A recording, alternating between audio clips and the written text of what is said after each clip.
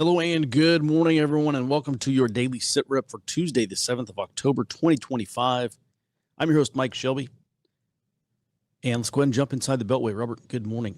Let's start with the latest. You mentioned yesterday that Congress was looking at passing some war powers vote, and we didn't know exactly what it's for. Now we find out that Democrats are trying to stop these military strikes on these Venezuelan drug traffickers. So what's the latest? Good morning, Mike. So this is coming from Senators Adam Schiff, California Democrat, and Tim Kaine from Virginia.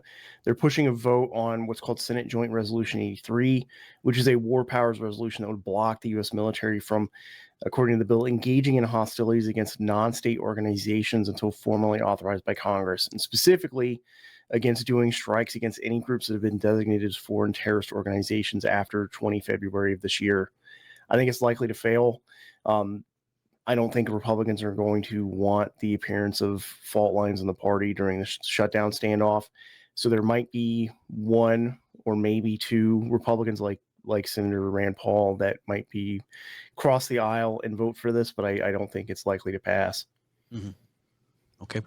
All right. And then looking ahead, the 2026 midterms going to be a massive deal, especially with this mid-decade redistricting. And apparently what President Trump is looking through candidates to endorse. Is that right? Correct. And this is according to both the candidates and political strategists that were speaking on background. And they said that this has actually been going on for a while now, where the White House has brought potential 2026 Republican primary candidates to the White House for vetting. And the idea is they're looking for the candidates that can both clear the Republican primaries and are likely to defeat Democrats in some of these competitive House seats. And this includes apparently some special interest in Texas candidates since they passed that new map and now there are new districts. And one of those candidates, Briscoe Cain, said apparently the president is, quote, going to use his full force and power of his campaign to influence the midterm. So they're looking to, I guess, set up the new districts to make sure they're won by Republicans, because there's been some talk that even though these 5 seats have been allegedly in this new map, they'll be flipped to Republican, there is still some competitiveness from Democrats in those seats. Okay. Yeah, I noticed that old Dan Crenshaw has some primary challengers again this term coming up. Our primary is in March of next year for the 2026 midterms. A couple of guys running there. I'm watching that with some interest. All right. With that, let's go ahead and move on here to the latest from Utah GOP. And is this mid-decade redistricting map as well? Yes, and this is the map that was required by that court decision earlier this year. So there's been a fight in the Utah legislature over which map is going to actually be proposed. And Utah Republicans got a map through that still has all 4 districts lean Republican, but with one being more competitive than the current map. And now Democrats in Utah are asking the judge who's going to be reviewing this map to reject it, because they're trying to propose their own map that would give Democrats a guaranteed House seat. And then Trump also announced, or Trump is expected to announce as soon as today, a bailout plan for U.S. farmers that have been hit by the U.S.-China trade war. And according to sources that are familiar with the plan, this initial bailout is going to be $15 billion in aid to farmers. But the same sources said that the current shutdown could hinder the actual implementation of this aid. Mm-hmm. Robert, on a longer timeline, something you mentioned last week with the demographic decline, and I think populations starting to shrink in some countries, certainly not replacing themselves for the next generation, demand for food is going to drop. And so I wonder how long-term these bailouts will be for U.S. farmers, not just as we see global trade get realigned. I think China not buying U.S. agriculture at the rate that they have previously said they would is obviously a big deal for them. But over the next 10, 20 years, it seems like U.S. agriculture is, I'm not going to say facing a bailout, but their business is going to change. Their demand is going to change. Yeah, I think in the long term, there's going to have to be more aid, because it's in the U.S. strategic interest to maintain food production capacity at not current levels, but at somewhere close to that. And with that, I think long-term hit that U.S. farmers are going to take, especially on export crops, I think that the administrations of both parties are going to do something similar to this just to prop it up. Because in the long run, if U.S. food production capacity starts to fall because of that market situation that U.S. exports are facing in the future, that I think is going to become a national security issue in the event of some kind of conflict in the future. The U.S. is going to have I think, likely diminished food production capacity. Mm-hmm. All right. Well, we'll keep that in the back of our minds, and let's move on, because yesterday we mentioned we had this short discussion over this judge's home in South Carolina. So Harmeet Dillon, who is the head of the Civil Rights Division, something like that, at the Department of Justice, a week or two ago, she published a tweet about how this judge was not upholding the law or something to that effect. And she was blamed by Democrats after this judge's home burned down. And apparently, there's no evidence of arson here? Yeah, this is according to state officials from South Carolina, and they said this is only a preliminary investigation, but so far they've turned up no evidence of arson. They did say the investigation is still ongoing, so they didn't have any other details. Mm-hmm. Okay.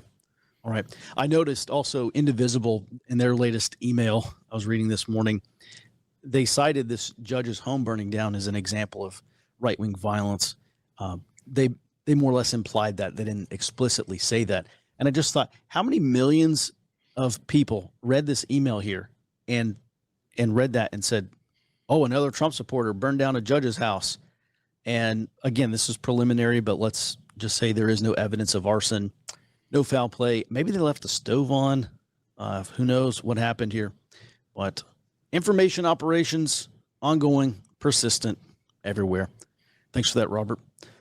And let's go ahead and move on to our global sit rep, starting with regime change watch. This is something that we mentioned last month, before, right as these Caribbean deployments got underway by the U.S. Navy, and the Coast Guard really ramping up operations there. And most recently, we've cut diplomatic ties now with Maduro. It looks like it's not formal, but it is at least happening in the background. This is New York Times citing anonymous U.S. officials, so grain of salt as always, but they're claiming that President Trump ordered Richard Grenell to cease all diplomatic outreach to Venezuelan President Maduro.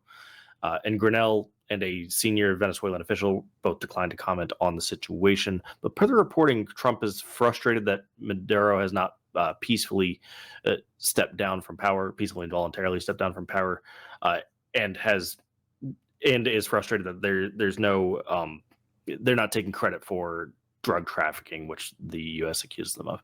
Now, I do give this a bit more credence than I normally would, because of the reporting we had yesterday, where the Venezuelan president of the National Assembly said that he's reaching out through every diplomatic channel, including reaching out to the Europeans to relay a warning to the United States that an embassy attack was coming.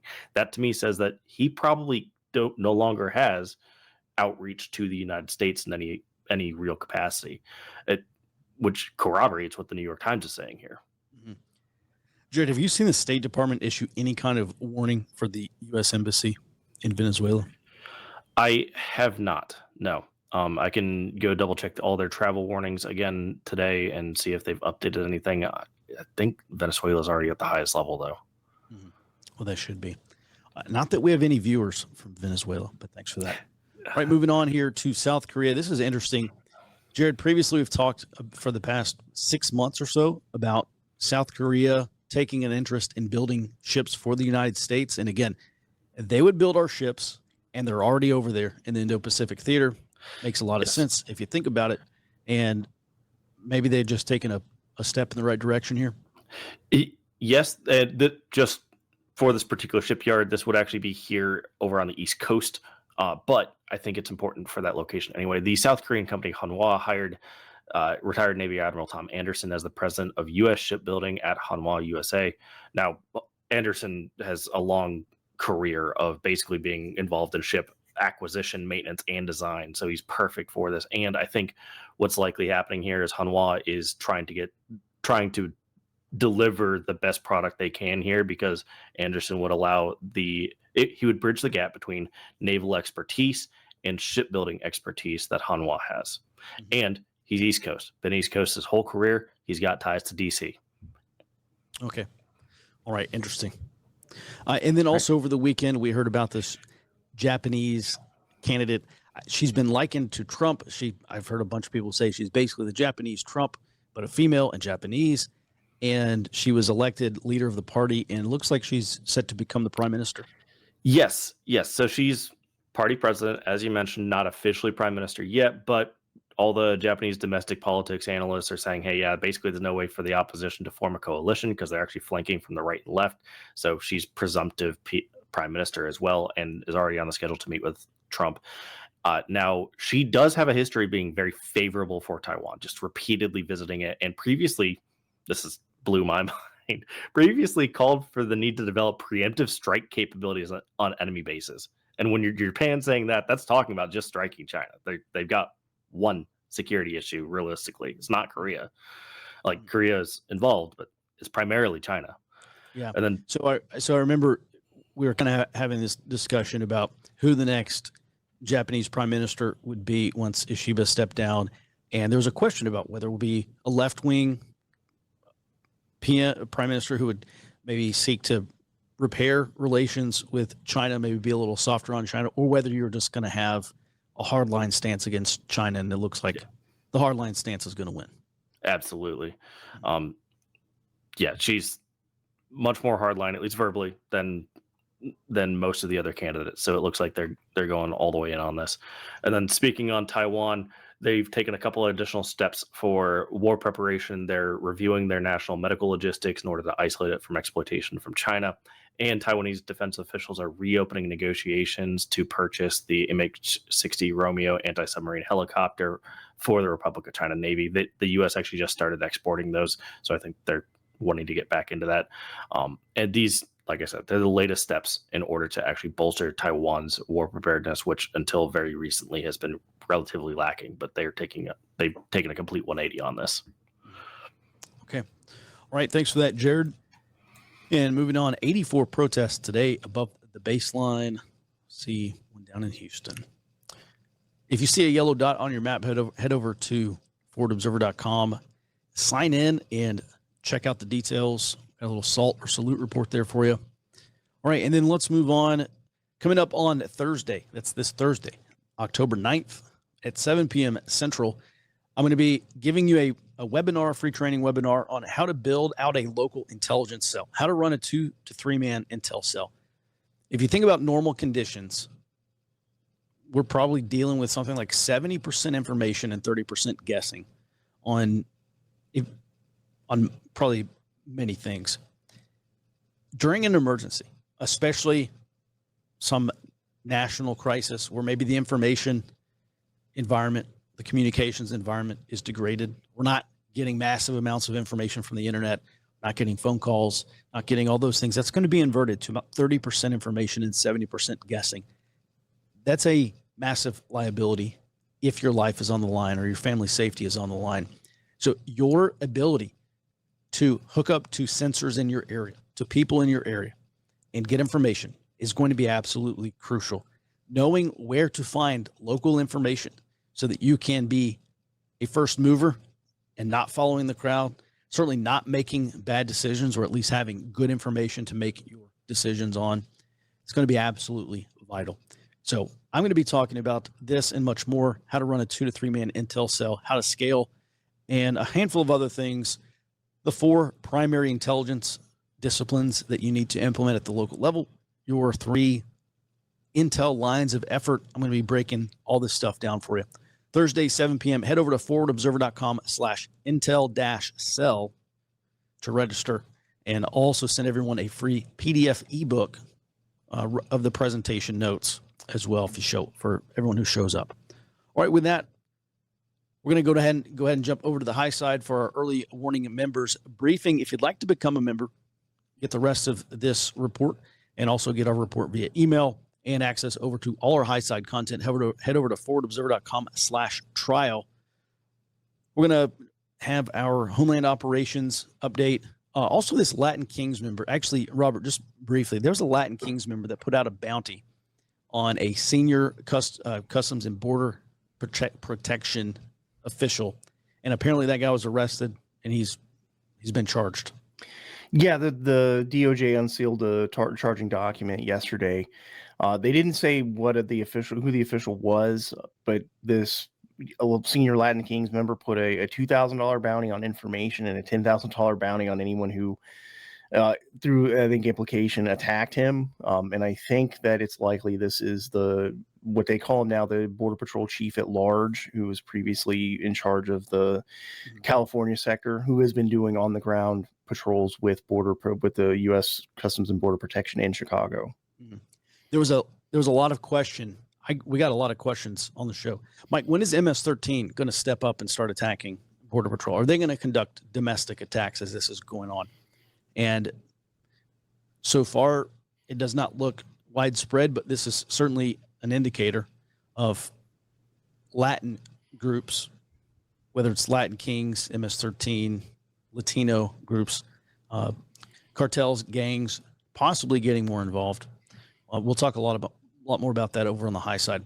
All right, with that, everyone, thanks. That's going to do it for today's Daily Sit Rep. And Jared, if you would please take us out. Early warning, folks, stand by.